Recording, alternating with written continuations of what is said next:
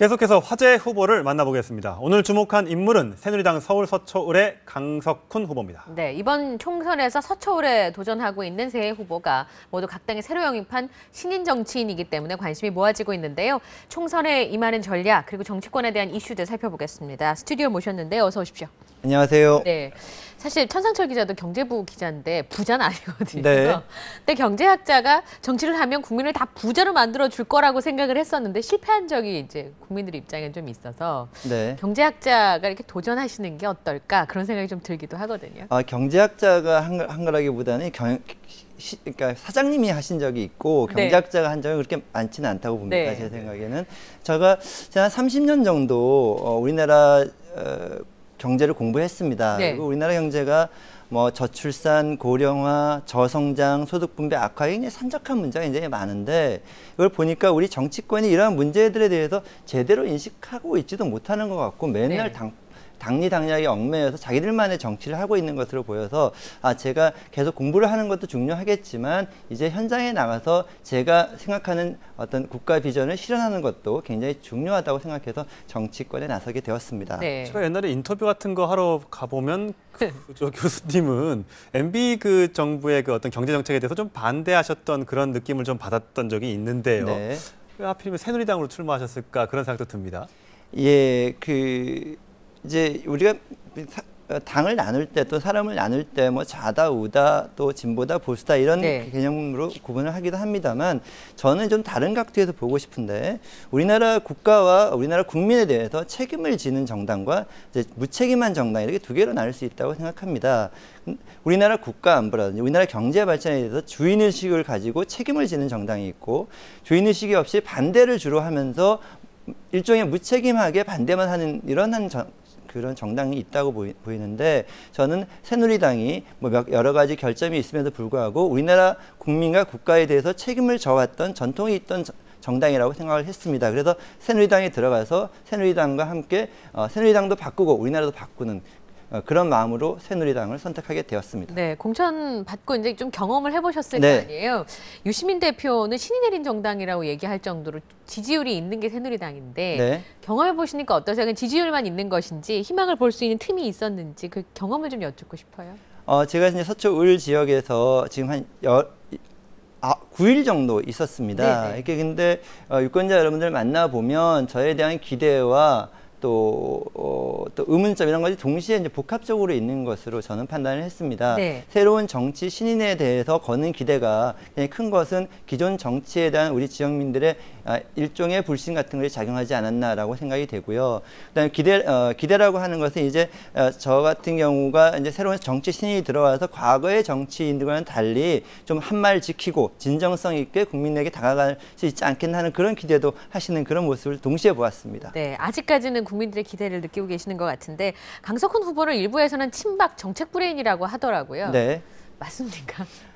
글쎄요. 그게 정확하게 어디서 나왔는지는 잘 모르겠습니다만 제가 그동안 한국 경제와 사회 여러 가지 국가 문제에 대해서 진지하게 고민을 하면서 그 박근혜 전 대표 지금 비상대위원장이죠. 박 위원장님과 어떤 한국에 처한 현안들에 대해서 의견을 나눠본 적이 있었습니다. 의견을 나누고 토론을 하고 이런 과정이 있었는데 그런 과정 중에서 박 위원장님과 저의 생각이 또 같이 공감되는 부분이 있었고 그래서 같이 이제 나갈 방향에 대해서 같이 공감하는 부분이 없지 않아 있었습니다. 이런 것들이 아마 언론에서는 친박 정책 브레인이라고 말하고 있는 것으로 보입니다. 네, 잠깐 저희가 속보를 전해드릴 텐데요. 디도스 특검이 며칠 전에 시작이 됐는데 중앙선관위와 KT 등을 압수수색했습니다.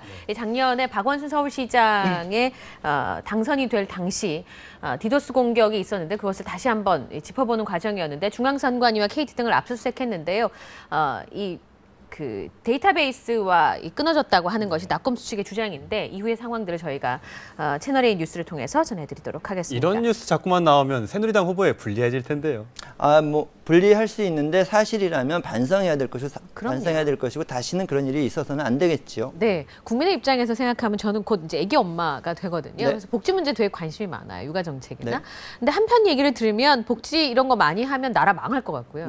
또 한쪽 얘기를 듣다 보면 그런 거 안 하면 없는 사람은 못 살 것 같은 나라가 될 것 같은 거예요. 두 가지 공포심이 다 있어요. 양당의 얘기를 듣다 보면 복지 포퓰리즘에 대한 경제학자로서의 입장은 어디세요? 어디까지를 해야 된다고 생각하세요? 아, 예, 우리 사회 복지 필요합니다. 그래서 필요합니다. 복지 반드시 하지 말자고 하는 건 절대 있을 수 없는 이야기고 복지를 해야 되는데 제대로 해야 되는데 포퓰리즘적인 복지가 되지 않으려면 대부분의 어머님들이 이렇게 양육비 수당 주고 이렇게 정부 보조를 받으면 굉장히 좋아하시지만 사실은 이 애가 커서 내가 지금 돈을 몇 푼 받지만 이 애가 커서 이 빚을 갚아야 될지도 모른다는 불안감이 동시에 있는 것이 그렇죠. 사실입니다. 그래서 재원 조달이 가능하고 후대에게 절대 빚을 남기는 복지가 돼서는 안 되고요. 잠깐 할 수 있는 복지가 아니라 지속 가능한 복지가 돼야 되고 효과성 있는 복지를 하는 것이 굉장히 중요하다고 봅니다. 예.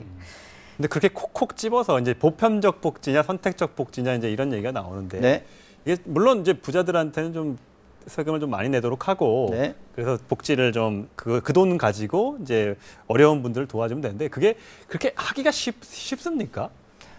이제 뭐 우리나라 조세 구조상 상당수의 이렇게 누진 체계에 의해서 많이 버시는 분이 많이 내는 시스템이 돼 있습니다. 그리고 사실은 우리나라 전체 소득세 측면만 놓고 보면 전체 상위 소득자의 10%가 전체 세수의 90%를 담당하고 있는 구조입니다. 그래서 이것을 한두 일단 특정 계층만 더 돈을 내는 방식으로는 쉽게 해결될 수 있는 문제가 아니고요. 네. 전반적으로 조세 체계 전반을 좀 뜯어 고쳐서 우리가 복지 재원을 제대로 마련하는 것이 굉장히 중요하다고 봅니다. 사실은 이렇게 한 1시간 동안 자세하게 좀 듣고 싶은 마음이 있는데 네. 오늘은 이제 후보로 나오셨으니까요. 네.